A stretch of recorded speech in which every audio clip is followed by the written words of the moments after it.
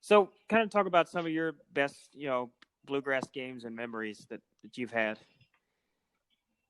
Well, like I said, 2015 Rowan County was pretty epic.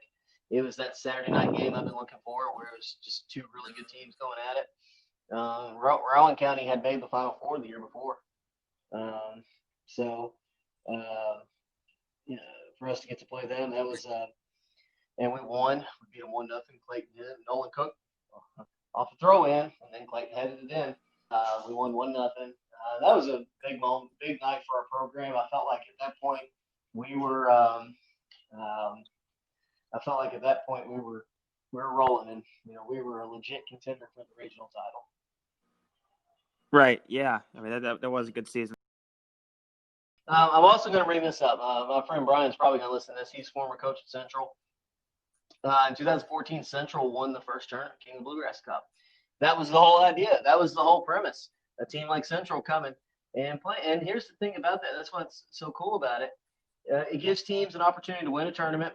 They were a good team and had a good coach. And there's got to be a dozen, more than a dozen. There's got to be 50 other teams like that across the state that are good teams, have good coaches, but because they're buried by somebody like maybe a Butler, maybe a St. X or a Trinity, they don't have opportunities to do well in October, right? Central's in a district manual, right? And they are, they're going to struggle. They're going to struggle to win the district. And if they do get through the district, I mean, the 7th region, you're not going to have an easy game in the first round of the regional tournament, in the 7th region. So, for Central to win that tournament, that's kind of validation for that program. That's kind of a defining moment in their season and everything. And, we got to stop. We have to stop looking at teams and saying, well, they have no chance to win their district or their region. They're no good. No, man, that's dumb. That's dumb. I don't. That's the first thing I've told players before.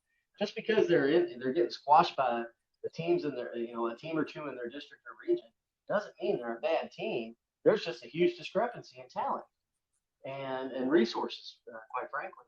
So for Central to come to our tournament and they beat Spencer County in the first game, you might want to look that up. They beat Spencer County in the first game, and then they beat us 2-1 in the second game. That's the whole idea, and that really did define their season. So we'll talk about that individual tournament and then show down the road, and hopefully we'll get Coach Rambit on board as a guest to talk more about it. So KLB for sure. Gives us so what do you think tournaments do for coaches and a team? We might have already touched on that, but just coaches in general. Well, no. As far as coaches go, I mean, we talked about with players, it gives players exposure. But as far as coaches goes, it's a great chance to learn. You sit there and watch other coaches and how they run their teams, little tricks that they do during warm-ups, ways that they handle referees. If you're at a tournament and you are not, I'm preaching again. If you're at a tournament and as a coach and you're not taking something and learning, if you're not watching another coach and how they handle business, then, in my opinion, that's your best. That's one of your best opportunities to learn. There might be a warm up that they're doing. They say, you know what, I'm going to put that in my back pocket. Maybe use that down the road. Hey, as coaches, we're probably the worst in the world at gossiping. We do it, right? And you better walk away from the conversation. Whatever poor soul you're talking about that screwed up badly the earlier during the week that week leading up to the tournament, right? And so tells you, oh yeah, I can't believe he did that or she, made that mistake and everything. You better be walking away from that conversation saying to yourself, hey, remind me not to, saying to your assistant coach, hey, remind me not to make that same mistake that so-and-so over at that school did the other night. That's how you learn, man. So that's just how you learn. So it's an opportunity. The tournaments give coaches every opportunity to improve. If they don't take advantage of it, then So what would you have done differently with the tournament? Well, there's not a lot. I guess all the things I would have done differently were out of my control. If we'd had our own field, I think I would have at least attempted to play night and one on Saturday and then one on Sunday so that we could crown a true champion. An old tournament team would have been great to have because, again, this is exposure for the kids. I mean, these are kids that may not have any other chance to get exposed or get some exposure. But, hey, college coaches, they're busy that time of year too, right? So maybe they can't make it. But there are coaches from other teams that take what they saw back to wherever they're at, and they can talk to the college coaches they know in their area. They could, that's how kids make the all-state team. When I'm not me anymore, but when I or any other coach is sitting at that committee table, decide who the all-state teams are, and they say, "Oh yeah, I saw that kid at King of Bluegrass Cup. He's a first teamer." That's what that does for those kids, right? And as far as you got to having an all tournament team would have been awesome. I know we added the MVP. Maybe it was in 2018 or last year. I can't remember. But that's important for those kids. It means a lot to them. Oh yeah, totally. Do you think the KOB was the best tournament in Louisville for soccer? Yes, I do. Especially the last 2 years. I really believe it. Now, I'm not even sure. Did Mail host the Bulldog Cup last year? They did in 2018. They didn't have it last year. They were in the Coke Cup this past season. Okay. I know they were looking for teams to come, and they just. I could be wrong, but I'm pretty sure they didn't because I don't really remember hearing about it at the time. Okay. Yeah, I don't. Yeah, I mean they had a lot of issues besides other stuff. So yeah. Do you know if they found a not coach that yet? I've heard. I keep on looking on Twitter. Like I've even tagged like the AD, and he said by last Friday he would have an announcement, but I haven't heard anything. So. Okay. Well, I hope they find somebody. But as far as I really believe our tournament was the best one in Louisville the last couple of years. Well, I grew up seeing scores from the Male Bulldog Cup or the DeSales Colt Cup and thinking, man, that's some serious soccer. I'm glad DeSales has brought back their tournament, but I'm going to make a point here in a minute why I feel like ours is the best right now. DeSales does have the turf field, but I just think a tournament should stretch over a weekend and not over the course of a week against teams that you're already set to play, but also you're looking at some teams that are looking for playing 4 or 5 games that week. And didn't y'all do that at one point last year? Yeah, that was brutal. I mean, we played. I think it was a Monday, Thursday, and a Saturday game, but it all got moved around because it was insanely hot, so we couldn't play that night. JCPS canceled, so we ended up losing our game with St. X because of that tournament because we couldn't back out. So we ended up the St. X game had to be canceled. Yeah, I just think a tournament should not. And we had a game with PRP in Seneca the next 2 days after that tournament, so it was a brutal stretch. There you go. Yeah, there you go. So, I think ours is sufficient with 2 games on Saturday and naming 2 division champs with an MVP from each division. It's basically 6 teams getting to play a round robin. So we've offered cool, fresh, and competitive matchups. Sounds like I'm describing a bubble gum.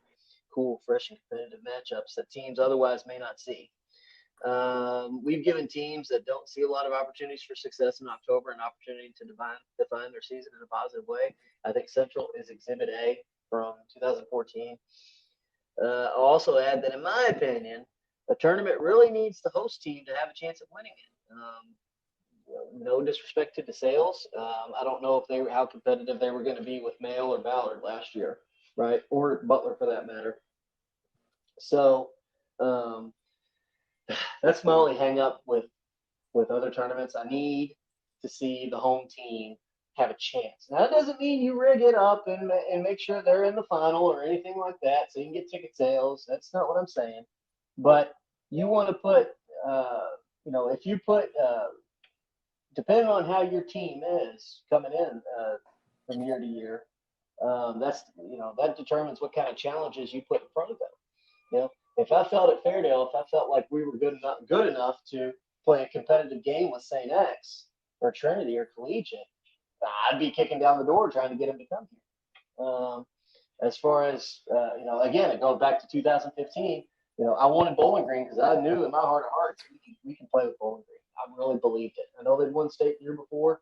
They had a pretty awesome record, and I'm assuming I think they graduated a lot after that year.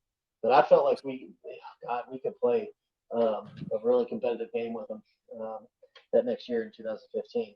So I feel like the home team has to at least have a chance to win.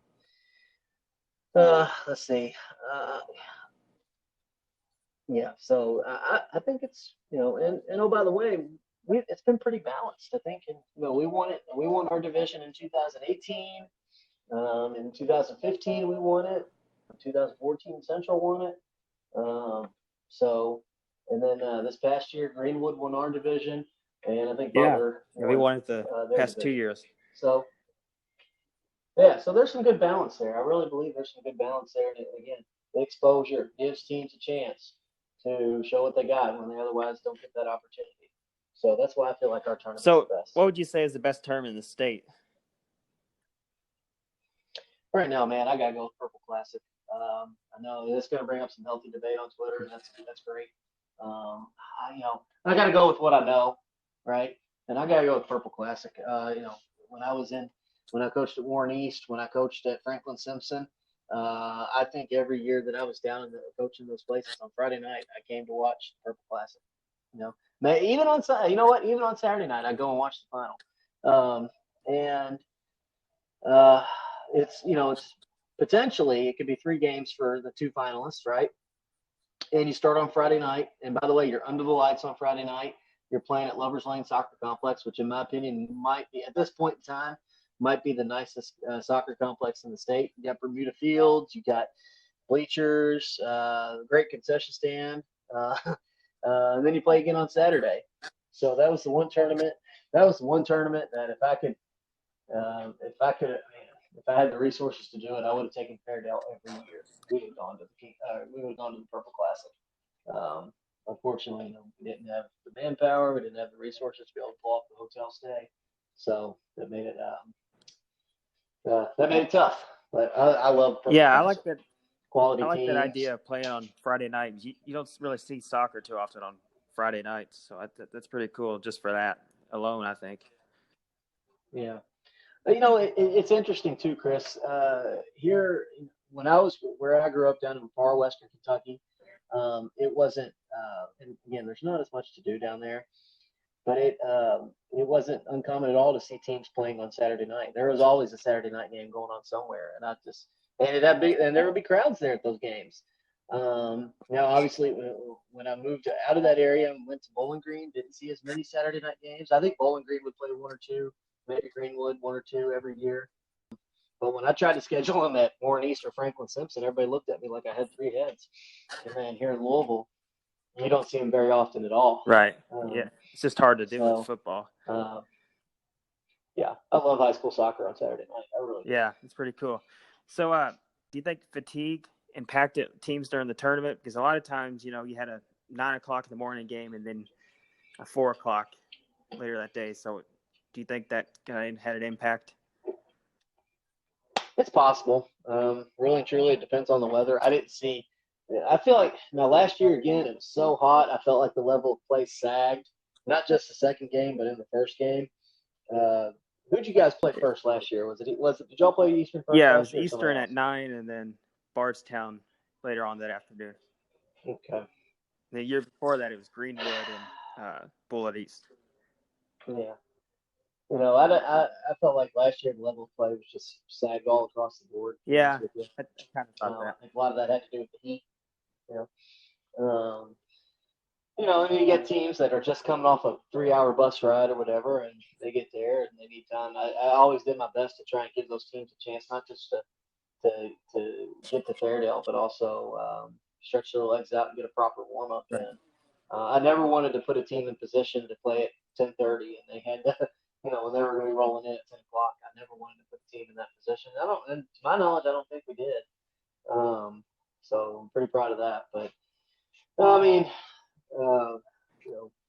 I'd say if you're a high school soccer player or as a coach, it's your job to warn your kids, hey guys, or girls, there's going to be warn your players that there's going to be at least one scenario every season that you play 2 games in one day. Whether it's the Bluegrass games, whether it's a tournament, you need to prepare your kids. There's going to be at least one scenario where you play 2 games in one day, and you got to have your kids conditioned to be prepared for that scenario. So, I'm worried a little bit. I think you can see some of the fatigue, but you know what? If you got 2 teams that are playing to take a trophy home on Saturday afternoon, they're going to bring it. And even if they are tired, it's nothing compared to the level of tired they're going to show on Sunday if there was a third game. Right. So, yeah, it's just best to get it over with in that one day. Get it over with in that one day. Go home and sleep. So you asked me the best concession stand, right? And then what you asked her? Yeah, we got. So it's a tie between you all and DeSales because DeSales has this really good cinnamon pretzel that's covered in cinnamon powder, and then they got their own icing. It's really good. I don't know if you ever had it. Is it homemade? Hey, is it homemade icing? Yeah, it is. Or... They just had it. Yeah, they make it at their soccer and basketball games. Oh my God, it's incredible.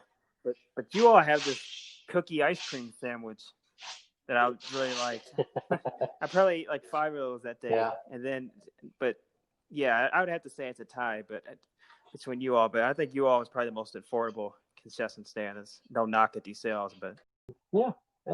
I tell you what, one thing I'm going to miss about Fairdale's concession stand is the popcorn. Yeah, I don't know if I ever got that, but I've heard it's really, really good. There were plenty of nights that was my dinner, and you know what? It was a pretty good dinner. Yeah, I love concession stand food. There's nothing like a chili dog or nachos. So, well, I think we had a good discussion. It was a conversation that needed to be had. The King of the Bluegrass Cup, and hopefully Coach Cook, hopefully he keeps it going. I think he will. As long as he's allowed to this fall. We still don't know what's going to happen this fall. Another thing I'll add is your athletic trainer, Suzanne. She's by far the best in JCPS. I mean, she was just incredible that day with us. She was just getting ice, getting whatever any of the teams needed. So you are very lucky to have her. Suzanne's very passionate about her job. And one thing I would tell any young coach, you treat the trainer like a king or queen. Right. Oh yeah, definitely. So they'll make your life miserable if you make them. That's a tough job that really doesn't get a lot of appreciation and very little pay. Yeah. And you know what? Every tournament you host needs to have a trainer on site. We got a lot of actually when I coached down at Franklin Simpson, and we'd host a tournament. We'd host the Franklin Simpson Invitational. We never had a trainer on site, and we got a lot of complaints over that. And that's probably in my control. I was often told no, that we couldn't have him there. That doesn't seem right. Yeah. Yeah. And hey, let me on that note, one thing, I'm sure there are a ton of coaches that would here in Louisville and Jefferson County and out the rest of Kentucky that would love to be able to travel. That would love to be able to travel to tournaments and foreign territory. Let's just call it that. And let's not judge those guys and gals too much because they may not be allowed to. They may not be allowed to go to that tournament because their athletic director tells them, hey, the furthest you can go is 200 miles. That tournament's 250 miles away. So those are things we need to consider. Let's not judge these coaches too harshly because we don't know what they're being told by their athletic director or principal. So that's something we run into. But man, I see a lot of teams on the move going across, taking these Saturday trips to 200-mile bus rides and everything. If you've got the means to do it, you need to do it. So come to Louisville. It's safe. Teams in Louisville, go out in the state and play games. Go play that Saturday night game in some small town. All right, it'll be a great experience for your kids. And hey, there ain't anything like winning those games and then that hour and a half long bus ride back. It's one of the best feelings in the world. Well, and then sometimes you lose, and the bus ride could be different, but. Yeah, but again, hey, you learn something. Yeah, definitely. It's a good experience. That's all there is to it. So that's the whole idea, the experience. Give your kids the full experience. Don't be afraid to take them places. Don't be afraid to bring them to these tournaments. Bring them to the King of the Bluegrass Cup. You'll enjoy it. Yeah, I certainly did. Hopefully I can make it out this year if there is a season. I plan on it. Right. We'll see what happens. I know it's going to be interesting because Central's playing in the King of Bluegrass Cup this year. Yeah, you got Butler back. Greenwood, I believe, is back. Bulleties, right? Yep. Or no, I don't think they are. No. Fairdale's playing. Fairdale's probably got the tougher of the Brett side, in my opinion. They've got Ohio County, which has been pretty decent the last few years. That'll be a good matchup. And then they've got Covington, Holy Cross, which anytime you win 12 games in Northern Kentucky, right across the river from Cincinnati, you've got something good going on. So that's going to be Fairdale will have a work cut out for them. That'll be a challenge for them. Anxious to see what Central looks like this year. I think we can all expect Butler and Greenwood to be good as usual. So it's going to be fun to watch. Yeah, totally. So okay, so what we got next week? Next week, oh my gosh, we are covering the one game where I received a red card in 2008, and spoiler alert, it was my first game at Franklin Simpson. So we'll talk about how that happened, the impact on a coach, the impact of a red card on a coach, not just for the next 2 or 3 games, but also for the rest of the season. We'll talk about we'll give some context to that situation, what was going right at that time for me as a coach there, and what was going wrong. And it's either way, there is some funny stories to be told from it, and there's other parts of it that aren't funny. So it's going to be interesting to cover. It'll be fun to talk about, I think. I hope. Yeah, look forward to that. And then we got July coming up. What do we got in July? I think in July at some point we'll talk about the Bluegrass games, which we just found out, I believe, this past week that they're canceled this year. Makes me wonder about the rest of the season then. Yeah, we're gonna. I believe we've got a show that we're gonna focus on attacking and shooting. I think those are the 2 highlights. I got to go back and look and see what else we've got for those throughout July, but. July's going to be loaded. Every month is loaded when it comes to the show. I mean, there's so much information we're spewing out. It's good stuff. I encourage, hopefully, if you tune in to listen to this show, check out the other ones because there's a ton of information. It's a great opportunity for coaches to learn. It's a great opportunity for players. I mean, I've been really enjoying this. It's hard to believe we've been doing it 7 weeks now. And are we at 7 weeks already? Episode 7. Yeah. Yeah, here's the thing about it too. I've got it planned out all the way through like this time next year, and then there are other ideas coming across my head that I'm like, you know what? I mean, there's just so much that we can cover. We're gonna go for a while, that's for sure. So we're gonna go for a while. Once we get on Apple, I think our platform is gonna get bigger. I'm picking up more business with Step to the Ball, so I think we're gonna get more listeners that way. I think once the book comes out. We're gonna see more listeners, and man, it's gonna blow up for sure. And for those that haven't followed the Twitter account, we need to get more followers on that. It's you can find us at Step2ThePodcast on Twitter. That's where we'll post the link. Yeah. So follow that if you haven't already. No doubt. All right, Chris. Well, let's get out of here. Let's get this thing uploaded. All right. Good job, buddy. I'll see you.